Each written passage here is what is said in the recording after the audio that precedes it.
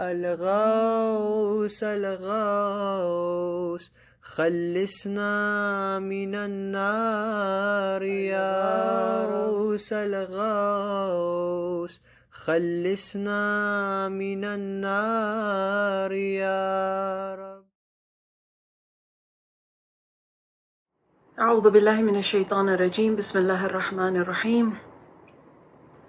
الحمد لله رب العالمين وبه نستعين وهو خير ناصر ومعين، ثم الصلاة والسلام على سيدنا محمد وأهل بيته الطيبين الطاهرين. Alhamdulillah, we are now in the 5th section of this dua, Al-Jawshan Al-Kabir. It is the 19th day of the month of Ramadan, and it has a special meaning for us. But continuing with our names that we are looking at, Allahumma inni as'aluka bismika ya Hannanu ya Mannanu, and today we look at the name Ya Dayyan. Now this name Ya Dayyan does not appear in the Quran anywhere, at least not in the sense or in the actual wording of Ya Dayyan. But the Mufassirin say that there are 3 different meanings of Ya Dayyanu, and they are all confined, or you can locate them in the ayat of the Quran which says Maliki Yawmiddin.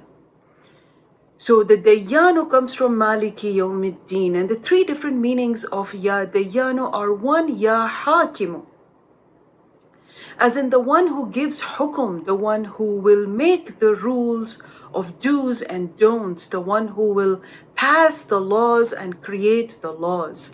And the hukum is for Allah, and that is why He is called Ya Dayyanu. Another way of understanding Ya Dayyanu is from the word Qahharu.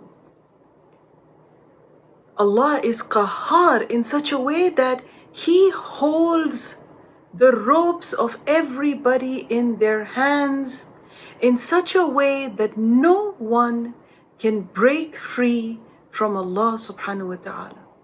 There is just no escape. La yumkinu al-firaru min hukumatih. That is another meaning of Dayyan, which is derived from Qahhar. A third meaning of Ya Dayyanu comes from the word or understanding of the one who will give jaza and saza. Again, another connotation of Ya Hakim. The one who will be the adjudicator, the one who will take to task, will stop and ask and hold people responsible and accountable for what they have done. All these 3 meanings of Hukum, the giver of law, Qahhar, the holder of the rope and the rein, and no one can break free, and third, the one who will give jaza and saza, and the one who will hold accountable, or one who will take to task, all these 3 meanings are contained in the word Ya Dayyanu. And this can only be applicable to Allah subhanahu wa ta'ala and to no one else.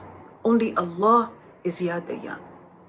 I want to share a hadith from the Rasul sallallahu alayhi wa alihi wasallam, where he says, Allah says, Ana al-Maliku wa ana ad-Dayyan.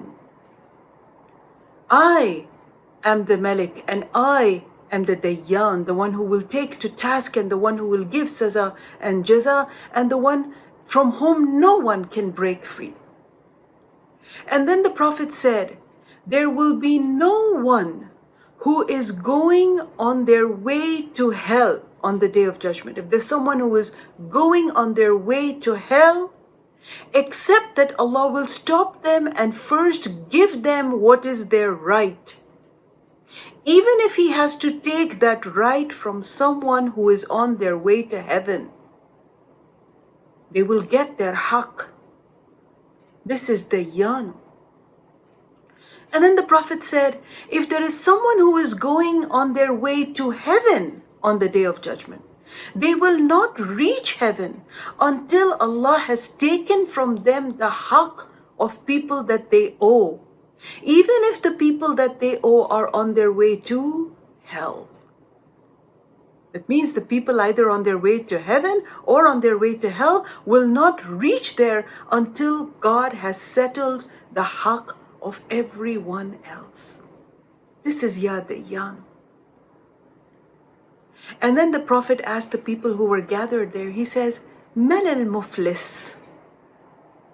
Can you define for me who is Muflis? And Muflis in Arabic is somebody who is poor or a destitute. And the people said, Man la dirham lahu wala dinaran wala mata'. Maybe a person who does not have any dirham, does not have any dinar. These are the two currencies that were available at that time. Or someone who has no pleasure left in this world, no mata'. Maybe that is a poor person, a muflis person. And then the Prophet smiled and he said, no, that is not someone who is poor. That is not muflis. The people asked him, who is muflis then? He says, muflis is a person who comes on the day of judgment. Lahu salatun wa lahu siyamun. And this person has salah, they have been offering their prayers. Alhamdulillah, they've been fasting in the month of Ramadan. وَلَكِنْ ضَرَبَ هَذَا وَقَذَفَ هَذَا وَظَلَمَ هَذَا.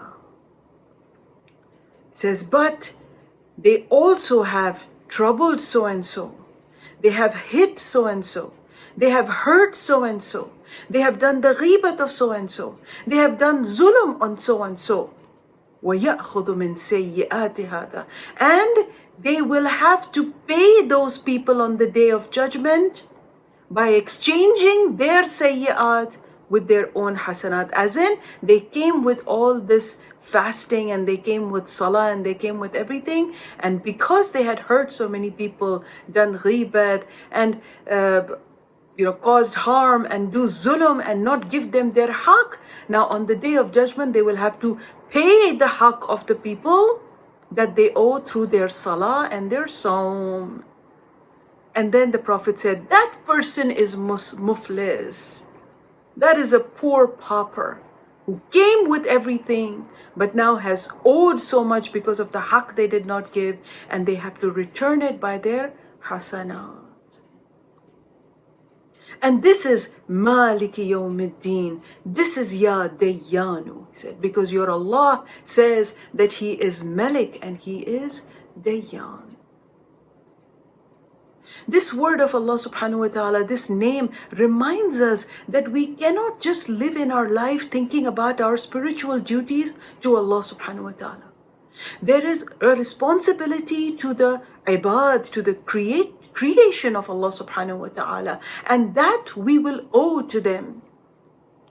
And if with this hadith, if the Prophet is saying they will be muflis if they have to return to people whose haqq they have taken and who they have done zulm on, then what about the family of the Prophet? Those people who have done zulm on the family of the Prophet and those who have taken away the haqq of the family of the Prophet, what will happen to them? Isn't this Ya Dayyanu a place for all the Muslims to stop and ponder on this 19th of Ramadan, that all their fasting and all their prayer, does that have the right of the Ahl Bayt on them?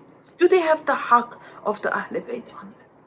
And it is also a place for us, if we say Alhamdulillah, we have given the haqq of the Ahl Bayt and we are the ones who are giving condolences to the Prophet today for the martyrdom of his cousin and his brother. At least now we have to step back and see, do we have the haqq of the other mu'mineen on our head?